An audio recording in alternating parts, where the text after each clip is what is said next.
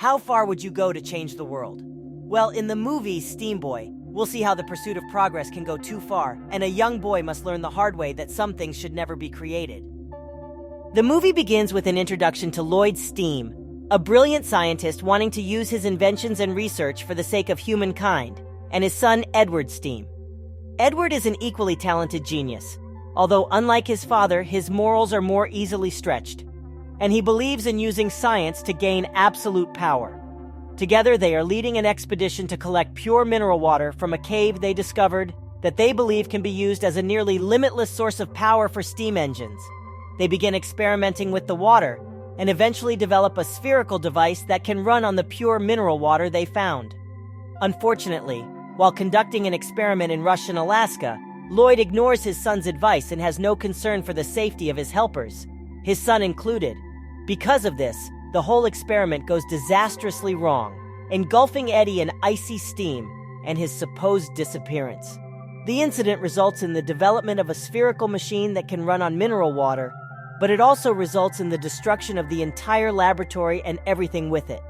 3 years later, Lloyd sends the machine and its schematics, along with his notes, to his grandson, and our main character, James Ray Steam, who is a repair boy in Manchester, England, with instructions to protect it and not let anyone else take it. Ray is a young 13-year-old inventor with a knack for tinkering who is drawn to the device and his grandfather's research. Meanwhile, we find that after his disappearance, Ray's father, Eddie, has been working for the O'Hara Foundation, a powerful industrial corporation based in the United States.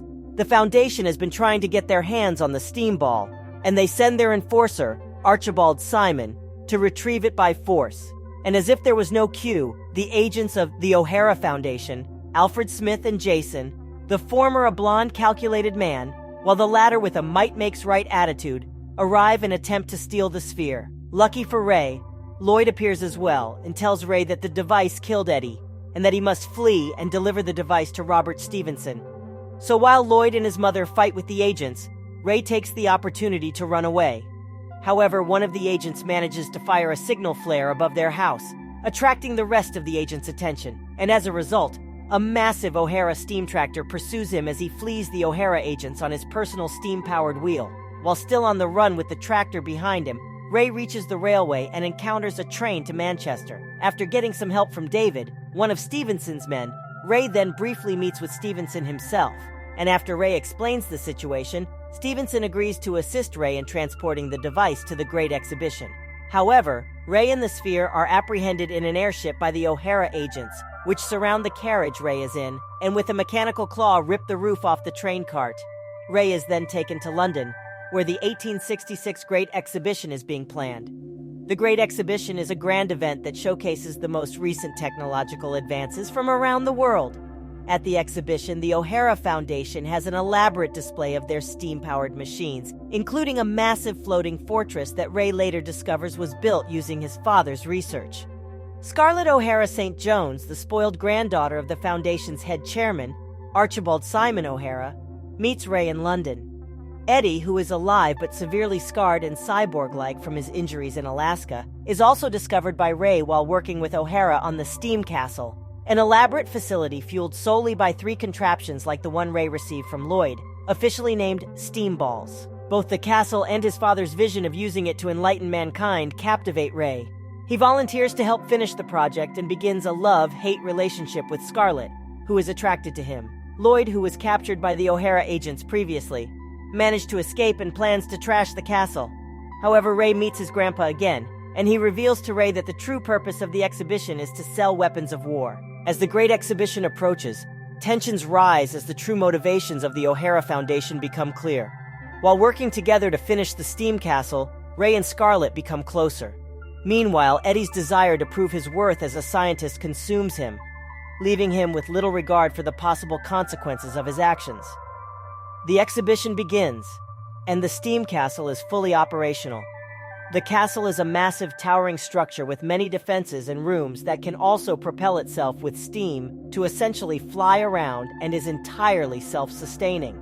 The Foundation, on the other hand, has no intention of using the castle for peaceful or entertainment purposes, with their true goal being to build a massive siege weapon of war and establish their dominance.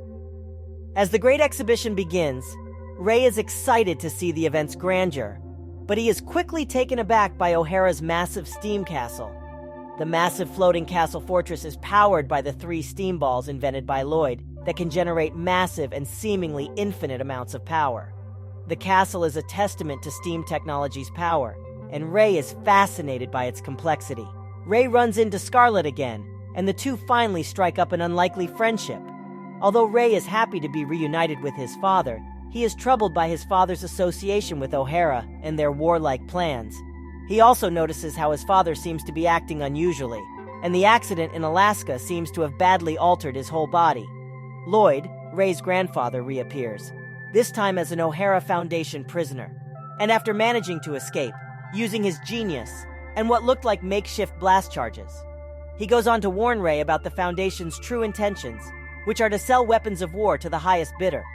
He then takes Ray to a hidden armory full of massive steam-powered war machines built by Eddie. While Ray is amazed by all the machines, even admiring the steam tractor that initially chased him and destroyed his house, his grandpa urges him to do the right thing, saying that there are no true enemies for them and saying that science shouldn't be used for war. Ray wrestles with his conscience, torn between his father's loyalty and his grandfather's warnings. He confides in Scarlet, who tries to help him understand his emotions. She advises him to follow his heart and do what he believes is right, even if it means going against his father. Still, he is torn between siding with his grandfather Lloyd or his father Edward, both of whom have become estranged, and their relationship is falling apart. Still, together, they get to the core of the castle and take one of the 3 steam balls. Unfortunately, Lloyd is shot in the leg and recaptured. However, Ray, thinking quickly on his feet, manages to evade the agents and flee with the ball by directly jumping down from the core area. Ray then brings the sphere to Stevenson, and after a quick test to see if he'll use the ball for the right purpose, Ray hands it over, along with the knowledge he gained while imprisoned. However, with Stevenson having gained the steam ball, he reveals his real plan is to use the sphere to upgrade the tanks he had developed for his own benefit. And Ray realizes that Stevenson's goal wasn't any nobler than the O'Hara Foundation's. And instead, he manipulated him to gain his trust. And as a result, acquired the steam ball developed by his grandfather. When the military sends their men in an attempt to arrest Eddie, the tension between the O'Hara Foundation and the British government reaches a boiling point. He responds by launching steam-powered weapons, steam-powered armored soldiers, and steam-powered flying machines and submarines at the British soldiers, effectively turning the Great Exhibition into a battlefield and causing mayhem. Ray realizes that his father is not the man he thought he was, and he sees the danger of the steam castle's power falling into the hands of the wrong people. Eddie, eager to demonstrate the castle's true power, orders it to be activated prematurely, causing it to rise and shed its decorative outer shell, revealing it to be a monstrous floating fortress. The Royal Navy and Stevenson try to repel the floating fortress, shooting various projectiles, but it appears unstoppable, taking only minor damage. Angered at being fooled by Stevenson and his men, Ray reclaims the steam ball and uses a destroyed steam aircraft. Then, along with the steam ball, he constructs and powers a makeshift aircraft in order to reboard the fortress. In the castle's control room, he meets Eddie, Scarlet, and Lloyd, who confronts Eddie about his actions. Eddie reveals that he wanted to use the steam castle to bring about world peace, but his ego and ambition blinded him. Ray begs his father Eddie to stop the steam castle, but Eddie is too far gone to listen. Scarlet also tries to appeal to Eddie's humanity. Unfortunately, he is too preoccupied with power. Lloyd then tries to reason with Eddie, but Eddie lashes out at him. Lloyd shoots Eddie in a fit of rage, furious for switching sides, but before we can clearly see what's happening, he vanishes into a cloud of steam. Because the castle has been steered off course, it has become unstable and threatens to explode over the city.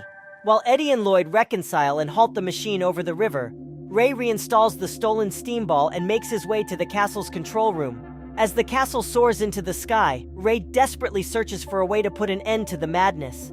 Scarlet tries to calm him down, but he is too preoccupied with the potential destruction if the steam castle is not stopped. They proceed to the control room, where they encounter Eddie and Lloyd. Eddie is taken aback that his father is still alive, but Lloyd is enraged that his son has abandoned everything he stood for. The steam castle continues to rise, and Ray realizes that they must act quickly.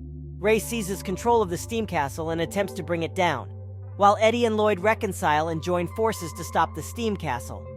The castle becomes unstable as they approach the Thames and threatens to explode over the city.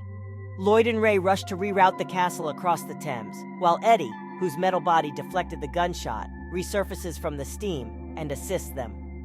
Ray reinstalls the stolen steam ball, and they make their way to the control room for a final escape with Scarlet on an emergency steam jetpack, while Eddie and Lloyd manage to stop the machine over the river, allowing them to escape as well, in what looks to be a submarine.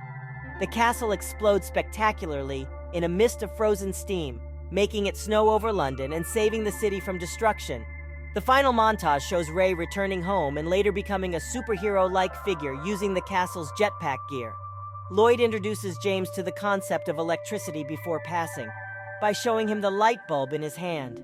The Great War is fought with paratroopers and zeppelins, and the events of the steam castle change the world forever. Thanks for watching. See you in the next video.